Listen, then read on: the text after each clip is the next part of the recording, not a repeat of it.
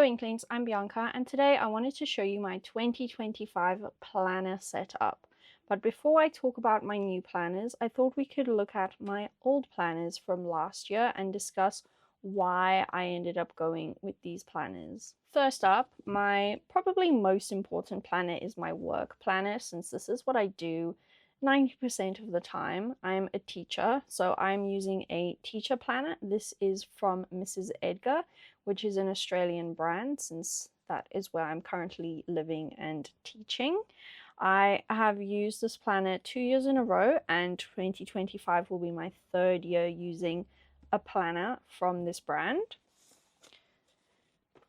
As you'll see, I kind of have a similar theme going. So this is 2024, this is 2025.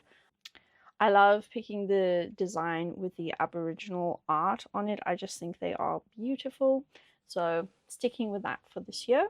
I won't be able to show you a ton of things from here since it's got some sensitive information, but last year I really enjoyed using the term planner. I did actually use this in the other terms. Let's see. There we go. Made really good use of this.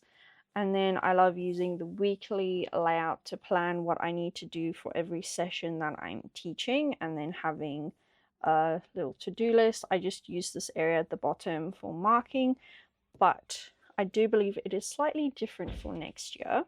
I've also ripped out my stickers from the back of this book to use in the next year, since I never managed to use all of my stickers.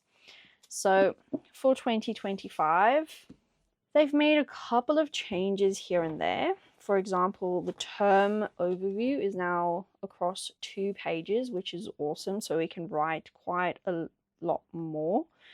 And we have a notes section, so that's really nice. Then we also have a change here at the bottom. They've added a Saturday and Sunday, so I can add some weekend events or things I need to do on the weekend. Everything else looks pretty similar. And the stickers have a little bit of a redesign, I believe. The color palette is a little bit different. This was last year's. But overall, I love the design that they put into this, and they have a lot more duty stickers, which is amazing and what we want. So yeah, that is my work planner. Sticking to this, I don't really see this changing anytime soon, since this works really well for me and it is beautiful. Let's talk about personal planning. So for personal planning, I used these 2 journals in 2024. They are both from Notebook Therapy. I used this book for the first half of the year and this book for the second half of the year. I just did my standard bullet journaling throughout, except as we got closer to the end of the year, I noticed I wasn't really daily logging as much. So at the start, I was trying to be really consistent, and then I'd go back and like backlog things if I forgot to write things down. But as time went on, I started making weekly layouts like this with a little mind map and then just a weekly to-do list, which I found worked really well. But then I found it repetitive trying to have the weekly and daily. So you'll see in this one, towards the end of the year, I start making a weekly spread like this with my events and weekly to-dos. And then just having my general collections and notes. And I do want more room to do stuff like this. So that brings me to my decision for 2025. I decided to get a little Hobonichi Weeks planner for the first time. And I think I'll make another video where I show you how I've set this up, but I'll just flip to a random page here. And as you can see, this is quite similar to the layout I was using in my bullet journal. Week with notes.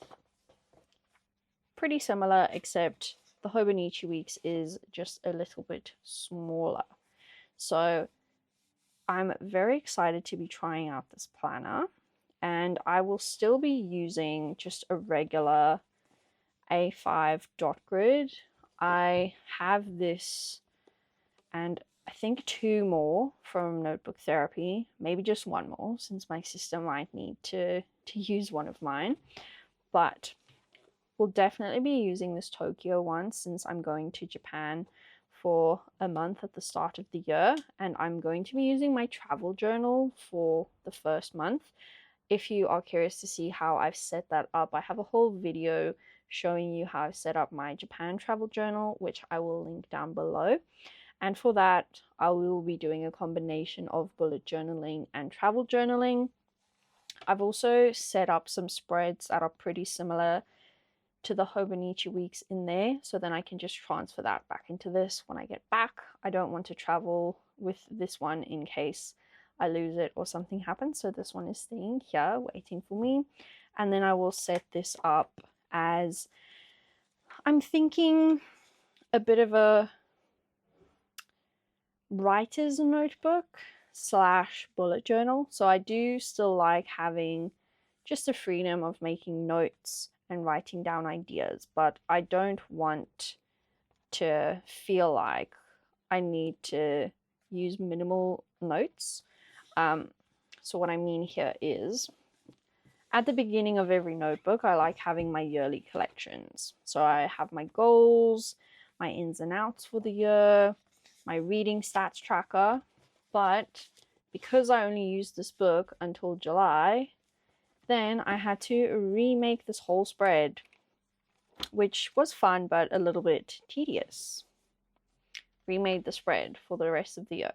So I'm thinking of putting my yearly collections at the back of the Hobonichi Weeks, since it does have a notes section, so I can write some notes at the back here. So I'll probably do things that relate to the whole year in here, and then anything that's not for the whole year can go in my bullet journal. And I'm quite happy with this whole concept, and like I said, I have set this up, and I am planning on making a little flip through video showing you what I've already done in my Hobonichi Weeks. So once that video is up, I will link it down below as well. Please let me know down below if you have used any of these planners or what your planner system is for the new year. I'm very curious to see.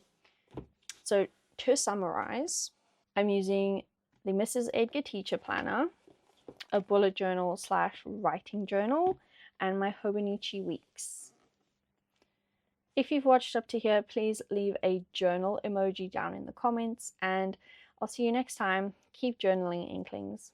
Bye!